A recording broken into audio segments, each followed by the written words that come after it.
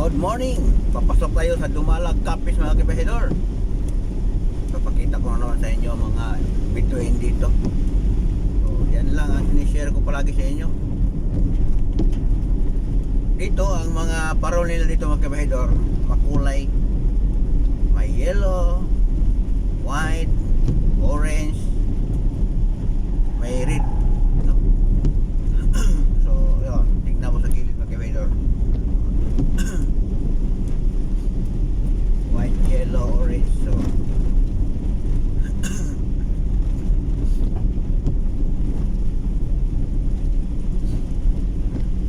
ito na naman ang kabahedor, yung Dumalag Capiz.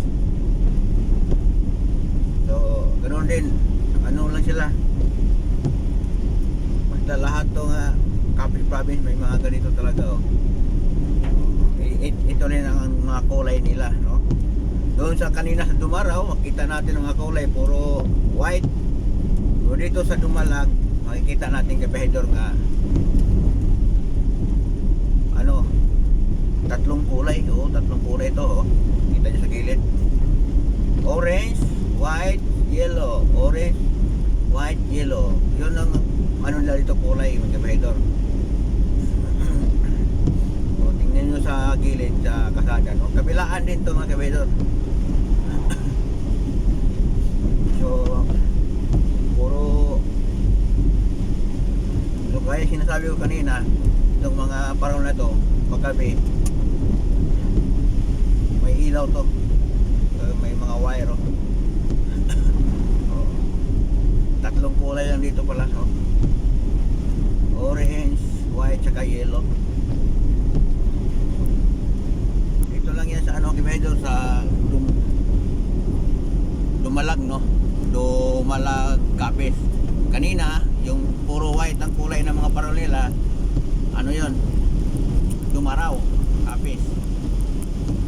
Pagdating natin dyan sa may boundary ng Dumaraw at saka Dumalag, so ito na ang kulay ng sa Dumalag, kulay ng mga parol nila. So white, yellow, orange na. Hindi masyado siguro makita sa video dahil umuulan ngayon dito. Pero tiyak sa gabi mga kabahedor, napakaganda dito tingnan, no?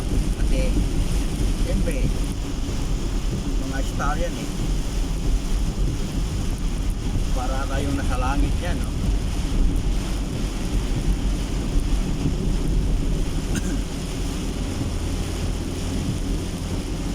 Hindi lang natin masyado klaro sa camera dahil sa malakas ang ulan ngayon dito sa Dumalag Capiz.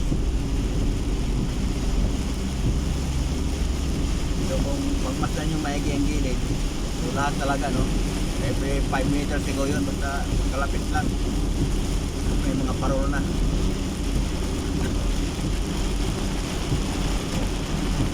Ito kabungga ang kabahedor, Capiz, no?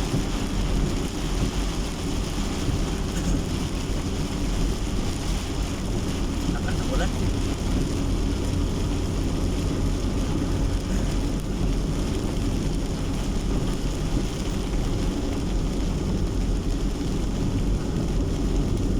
At medyo maklaro pa naman kaunti siguro mga parol nila dito. Kulay lang to, eh. White, orange, yellow lang.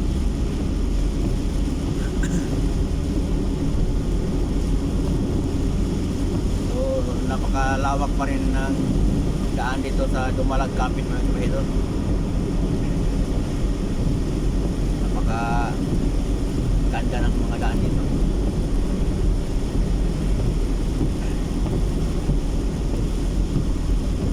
Ito, hindi na masyado malakas ang ulan. So tingnan nyo sa gilid, diba? Makikita na yung mga parol, no, nakasabit. Talagang walang putol yan, no? Pagpasok ko kanina doon sa boundary ng Iloilo Province saka Capiz Province, daan, walang putol talaga ang mga bituin. Nandito na tayo sa bayan ng Dumalag. Oh, mayroon pa silang nakasabit na mga ano-ano lang polarity sa taas.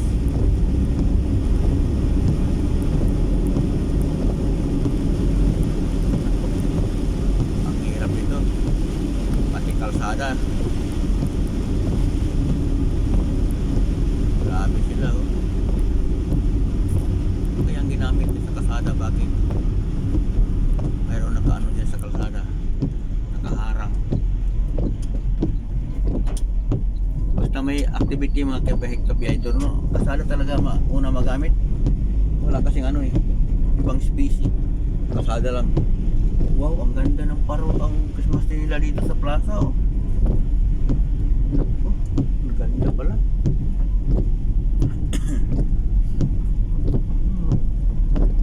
Maganda rin ang paro na.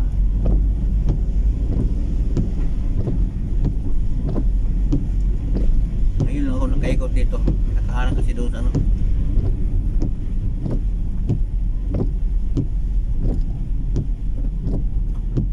Ako yung punta sa lumang simbahan pala to dito ko Pedro, oh. Ah, grabe, puro bato. Ganda na simbahan nila.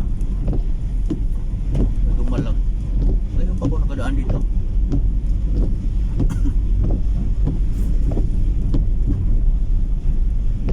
Pinaikot kasi tayo dito Kabahidor kasi ginamit nila yung main road. Kaya ikot-ikot lang.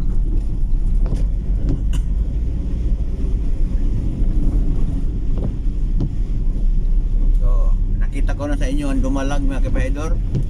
Pero hindi lang tayo magpunta sa plaza kasi napakaganda Kabahidor sa ano, sa plaza siguro. Daming ano, daming mga decoration dito doon. Kaso hindi tayo magpunta doon. Ano ang oras ko na ubos doon sa ano, pagbabulkit. Ang hira naman. Tapos ang mahal 380. Dalawang butas, maliliit. Ay nako, wala tayong magawa. There you go, dito na tayo Kabahidor. Thank you. Parking tayo.